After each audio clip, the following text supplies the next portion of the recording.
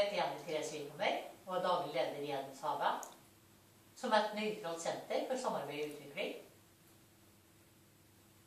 Vi har utgitt en bok som heter Fullfører mesterverket, og i den står det veldig mye nytt. Det som jeg skal være litt inn på nå, det er et kapittel som handler om kroppens signaler.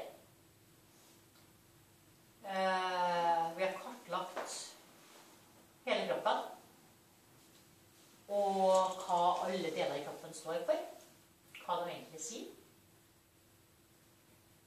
Det er da årsaken bak symptomet. Det vil igjen si, vi kaller alarmklokka i kroppens signaler, samme som alarmklokka. Og alle har jo alarm på mer eller mindre. Da skal gå og legge seg, så stiller klokka med klokka. Noe mer mobil. På ringing om morgenen, fordi den skal på skolejobb eller sånne ting. Det som er viktig er at det ikke bare slår av klokka, og så videre. Men husk på at, oi, jo, vi skal på skolejobb. Og dermed står vi opp og gjør det vi skal. Sånn er kroppen også. Den kan si fra, den kan alarmere at det er vondt, eller er litt oppøtt, eller har en ubalanse eller der. Og vi har kartlagt hva det egentlig sier. Og vi har kartlagt, som sagt, alt fra alle organer til alle kroppsdeler, fingre, føtter, hender, albuer, nese, tenner, alle system, nervesystemet, utskillingssystemet, fordøyelsessystemet, alle systemer, alle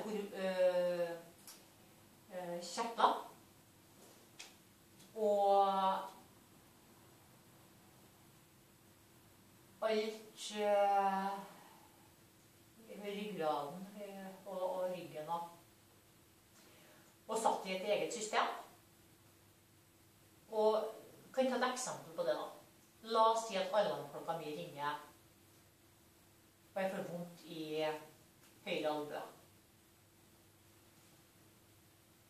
Så står det i boka at albue står for det mentale. Det vil si at jeg da har et mentalt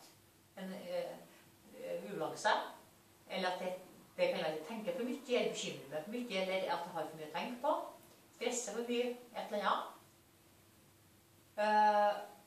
Og høyre side sier noe om noe fysisk. Venstre side mer om noe følelsesmessig. Så hvis jeg har vondt i høyre albue, så sier det noe om det fysiske ikke klarer helt å løse. Eller blir for mye. Hvis jeg tenker for mye på det følelsesmessige og henger fast med deg, så vil det være mer venstre som lettere blir ubalanse og kan alarmere og si at oi, er en betegnelse på vei, fordi at jeg ikke skjønner å løse opp i den biten. Så vi har kartlagt som sagt alt i kroppen, og ikke bare det, vi har også i forhold til tid og sånt da, for alle ting som er foran, det har med fremtid å gjøre. Det er ting vi skulle ha gjort og tenke å gjøre, og hvordan vi skal løse alt sånt. Alle problematikk som ligger der, det har med fremtid å gjøre. Fortid har med bak å gjøre. Og albuen ligger bak. Så det har noe med ting som har skjedd. Så har jeg vondt i høyre albue. Så står det den fysiske også, for den maskuline. Og for, la oss si, en mann i livet mitt. Det kan være pappa, det kan være kjæreste, det kan være bror, det kan være en kollega, som jeg tenker og bekymrer meg for mye. Da kan det sette seg her. Det feminine ligger her. Og her også, hvis jeg er i forhold til meg selv, eller i forhold til noen kvinnelige jenter, så her blir det selv, og her blir andre. For meg som er en dame. Det motsatte meg. De blir seg selv på høyre side, og andre på venstre side, på mer følelsesmessig og sånt, som vi snakket om. Alt er kartlagt i boka. Så la oss si at jeg sa også fortid er ligger bak. Alle problematikk i nåtid ligger inni kroppen, midt i kroppen. Så la oss si at jeg har et problem med tykktarmen som ligger inni kroppen, så har jeg problem med nåtida. Ikke med det som har vært, ikke med det som kommer, men i nåtida. Og tykktarmen står det der at det går på det å finne plassen sin. Og da strever jeg med nå. Og der står det jo ikke bare det står jo hvordan kan den lettere forløse det her med enkle andre midler. Så for at jeg skal finne plassen min, la oss si for en tykktarmbetennelse, så sier det at jeg strever med å finne plassen min totalt, eller i forhold til hjemmet, eller i forhold til arbeid, eller i forhold til venner. Og det gjør at det hopes litt lettere opp, eller jeg får problemer med tykktarmen på en eller annen vis. Og da er det viktig å skjønne hva vil egentlig si i forhold til det å forløse det ikke bare fysisk, men det bakenforliggende. Så alt det står i boka. Det som også står der i samme kapittel, det er at vi har også kartlagt alle vitaminer og mineraler som ingen har gjort før oss, og satt det i systemet, hva det vil si, og hva det betyr, og hvordan vi kan frigjøre det i kroppen. For det som er bare hittil kjent, det er at vi kan frigjøre, eller det er kjent, vi kan frigjøre vitaminer og mineraler hele tiden i kroppen.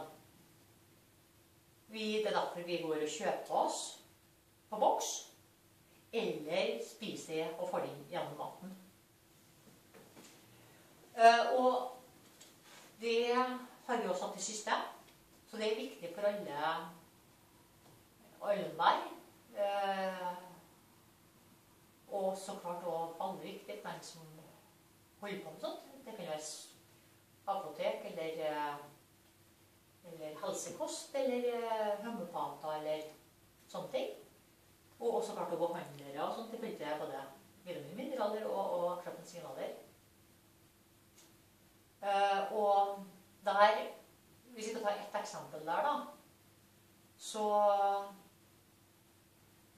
hvis den tar for eksempel at jeg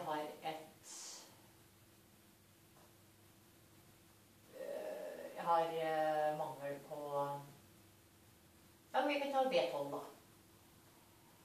B12 sier at lageret er tomt, eller er på en minimum, slik at så mye annen type ubalanse kan komme inn. Og det sier at da er jeg tom for energi, og jeg har ikke så mye mer å gå på, og jeg er nødt til å finne en måte å fylle opp igjen, og finne noen bensinstasjoner i livet mitt. Og da står det også hvordan du kan gjøre det i boka, og så har du også hvordan du kan frigjøre ting totalt, og gjøre det enda enklere. Og B12, som sagt, det sier noe om at ressursene dine og lageret ditt er tomt. Og der står det for eksempel hvordan kan en da finne det bensinstasjon, eller hva som kan tenke for å frigjøre energien, slik at vi klarer å fylle opp igjen lageret. Så jeg skal ikke så inn på det, for det som sagt, det står veldig enkelt og greit i boka. Vi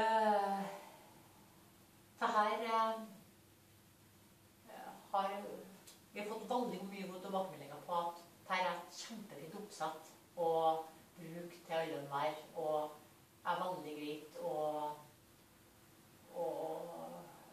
skjønne og bruke. For det som er utover kroppens signaler og vitaminmineraler, så har vi også satt opp hvordan man kan ivareta og unngå, for det er jo mye viktigere å unngå hvordan kan slappe å komme i få sånne ubalanser, og hvordan grunnholdninger kan en ha, og da sier vi jo hva han kan gjøre for å frigjøre, slik at man unngår at man får ubalanser i det hele tatt. Altså i første omgang. Så det er vel det som er viktig i første omgang. Nå skal vi heller utdype dette her